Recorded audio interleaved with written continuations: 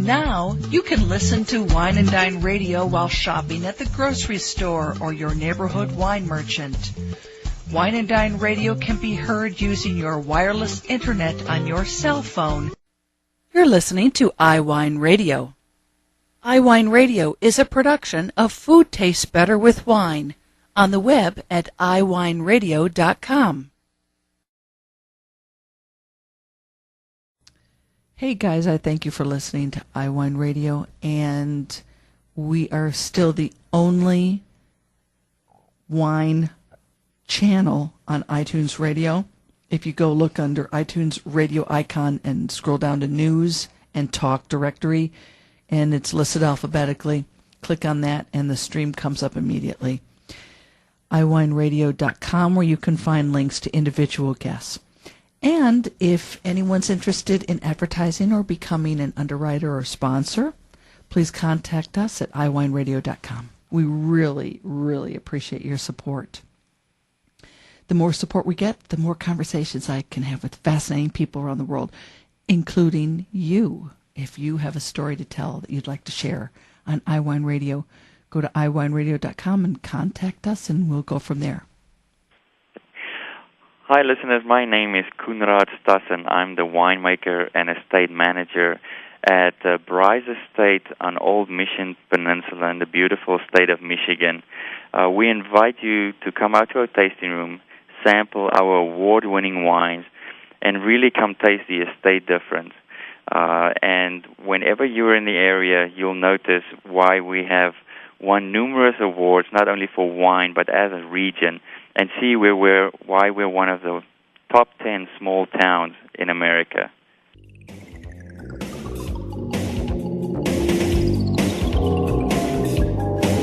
I love talking about what's going on in the Old Mission Peninsula in Michigan.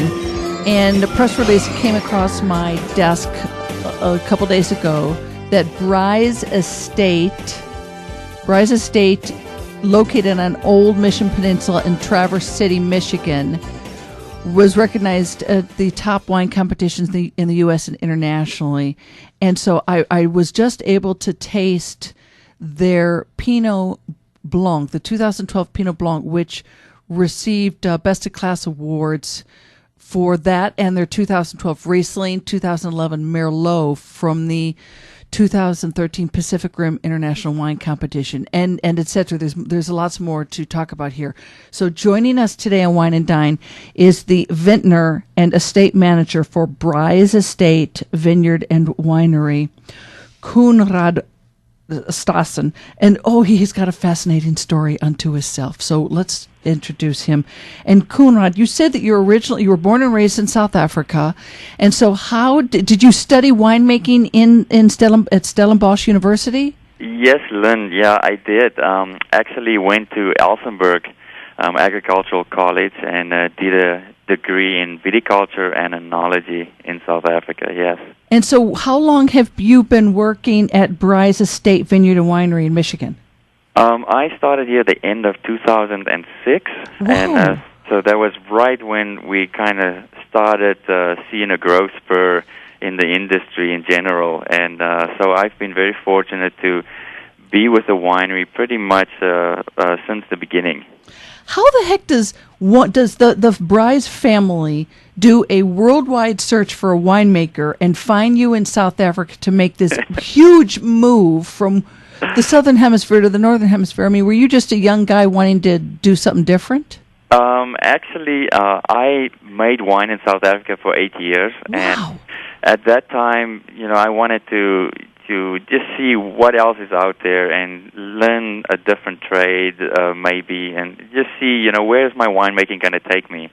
And decided to hook up with the World Agricultural Exchange Program. Oh! And they found me 3 different placements, one in California, one in Virginia, and one on Old Mission Peninsula. And I decided, looking at the similarities but also differences between making wine in Stellenbosch in Cape Town and Old Mission Peninsula in Michigan, the fact that you're surrounded by water was very similar. that microclimate. But then again, being from the southern hemisphere, we've never heard of anything called ice wine. Oh, yeah. And then so that was intriguing, and I decided to pick Old Mission Peninsula. So did an 18-month internship, and then became co-winemaker at another winery. And then in 2006, met up with Brys. And was the other winery also on the Old Mission Peninsula? Yes, it was also on the Old Mission. It was a more established winery, but still small scale. And, they weren't 100% estate grown. They were purchasing more fruit and wines in from other people. And I wanted to be small, work at a small facility, basically control the vineyard as well as the winemaking. So Brys was a perfect fit for me. Yeah. This 2012 Pinot Blanc, only 300 cases were produced, and I'm telling everybody listening, you have got to purchase this. It's stunning. It's stunning. It's only 12% alcohol. It has beautiful 6.75 grams per liter acidity. They just released it a month ago, and it's $24. Coenraad, do you have a wine club for Brys Estate Vineyard and Winery? We do, and it is massive, Lynn. We only produce 8,500 cases, and we have 1,250 case club members. Wow. And by the end of summer, we'll probably be at 1,500 members, which will be the largest case club in the state. Oh, my gosh. Yeah, so we have a great following, and, I've been trying all my life to create something that people will appreciate, and my wines have to tell a story, and it's taken a while to get there, but I think we're finally getting the recognition for just that. So, have you started a family? Do you have a family there in Traverse City, Michigan? I am married, no kids yet. Okay. So, talk to us about the other wines that you make, because I was particularly interested in the Pinot Blanc, but you have received medals at the International Wine and Spirits Competition in London and elsewhere for many of your wines. Yes, we actually grow 8 varieties on our farm. So we grow Pinot Blanc, Pinot Gris, Riesling, Gewürztraminer, named Cab Franc, Merlot, and Pinot Noir. And then so we make a total of 13 different labels. Some of those, more Bordeaux-style blends, and then single varieties as well. And I believe in, capturing basically the growing season in the fruit. And, some years you win a ton of awards and some years you don't. That's one of the things about Michigan. We can't predict our weather. One year it's going to be cool and rainy. One year it's going to be warm. And you're going to make more southern hemisphere style wines almost. So that's the challenge, and that's what keeps me intrigued in trying to get better and trying to, just basically dial in our house style, so to speak of. Okay. What was this past winter like for you up there?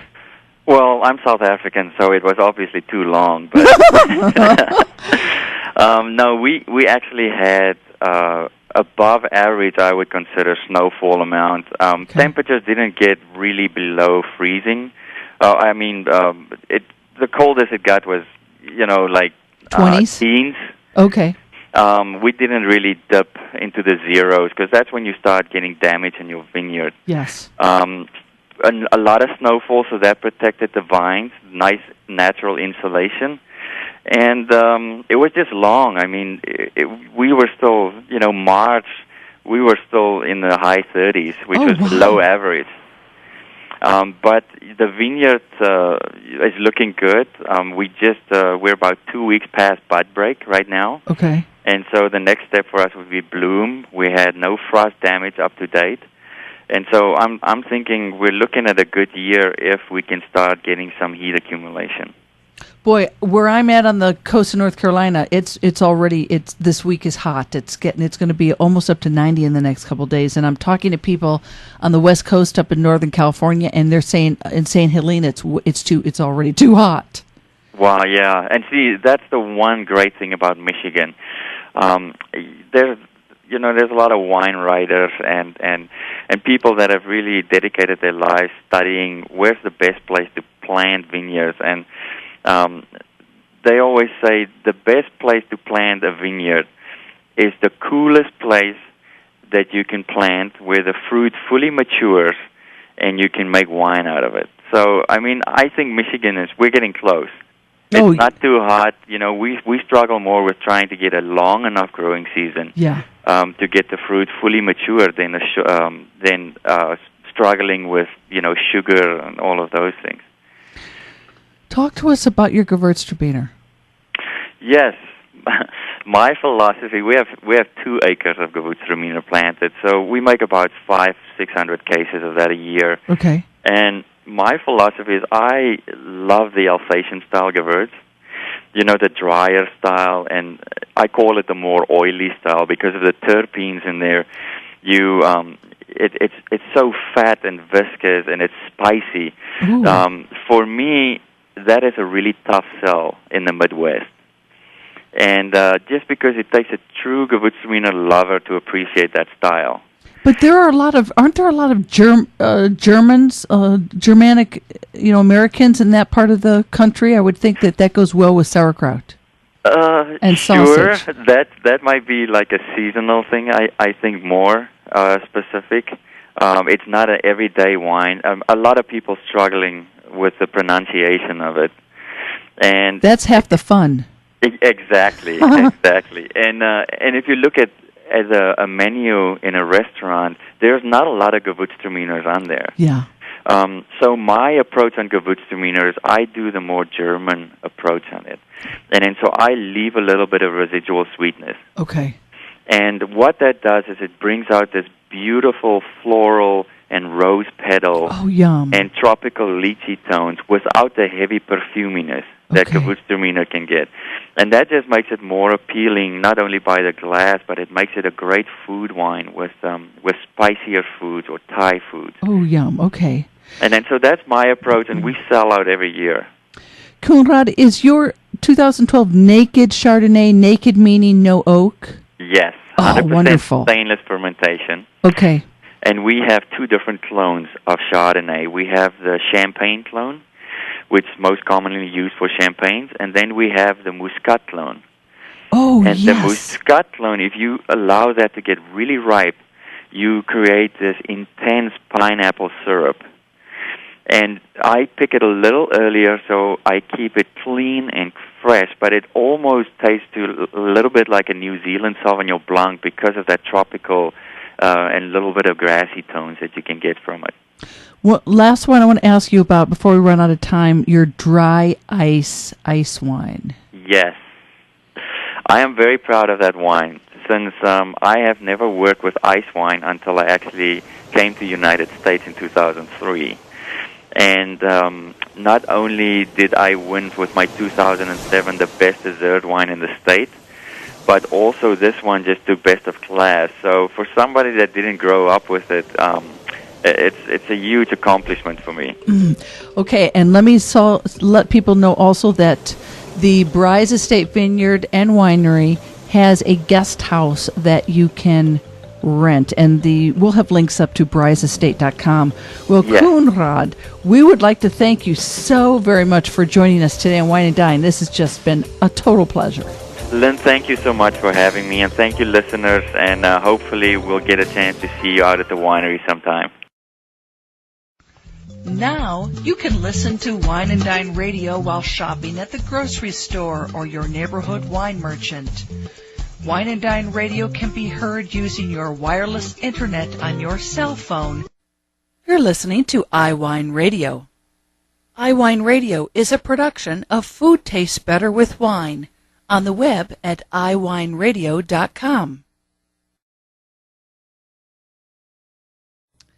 Hey guys, I thank you for listening to iWineRadio, and we are still the only wine channel on iTunes Radio.